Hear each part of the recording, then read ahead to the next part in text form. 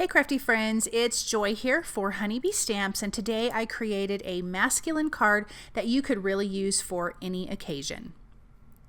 Now I'm going to start with the Aces 3D embossing folder and some black cardstock. I am going to spritz this with a little bit of water just to help it run through, help the cardstock go through and not get cracked. So I'm going to place that right in the center. This is going to be our background to our card, and look at all of that beautiful dimension. Now I'm going to take Honeybee Stamps white pigment ink and just gently run that across my embossed background. This is going to catch all of those raised edges and really let you see a lot of that detail on the background, and I think that looks really, really nice. Then I am using the Lucky to Have You die set. I am die cutting the shadow piece from white cardstock. I want this to stand out against that black background that we have embossed. Then the sentiment part from the Lucky to Have You die set, I am die cutting twice from red cardstock. This is going to give the sentiment itself some dimension. You don't have to die cut it multiple times, but I like to. I'm only doing it twice. Usually I do it 3 times, but this is thicker cardstock, so I think it's going to give it a really nice look. So I will use some liquid glue and reverse tweezers to help me hold onto this and keep my fingers out of the glue. I'm going to add a little bit of glue behind and then adhere those 2 sentiments together.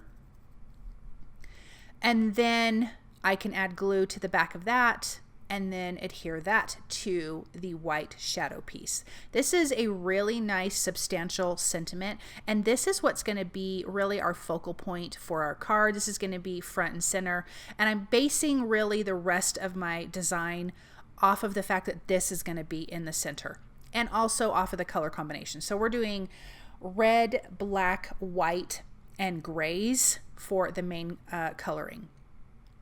Then I'm using some of these images from the Royal Flush stamp set. This is a red rubber stamp set. I did take out the foam piece in my MISTI so I could stamp the red rubber easily. I'm inking that up with Honeybee Stamps Intense Black ink, and then I'm going to be using my Olo markers to color these images. Like I mentioned, I'm going to be doing red and gray. This already has black stamped lines, so I don't need to add any more with that. We've got our 2 dice here, really super cute. I'm doing some light grays, and then I can bring in red. We have the money chips over to the left. I love that they're stacked in the images. There's also singular ones that aren't stacked, but I liked the idea of these being stacked.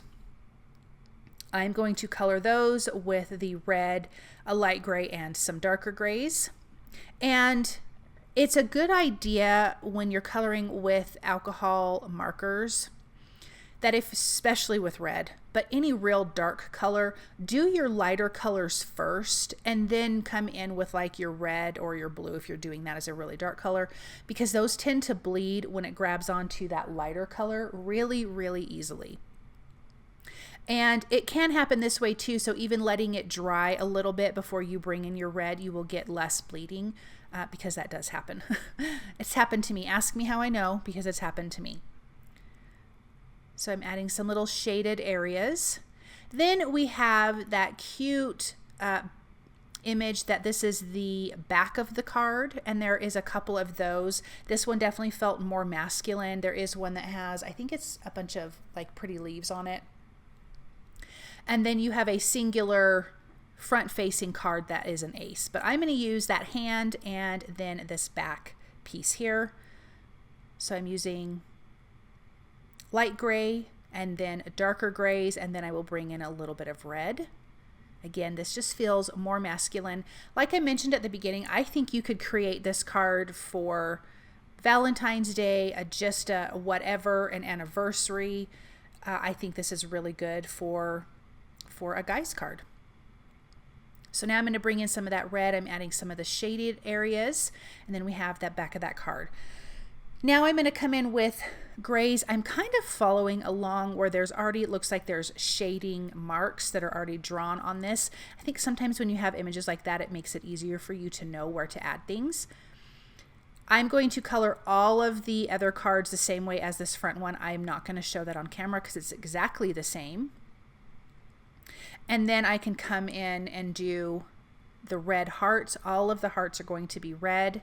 And then there's some bits of images on those cards. I'm just going to bring in a tan, keeping it super simple, and a little bit of green, and just add some coloring to those images.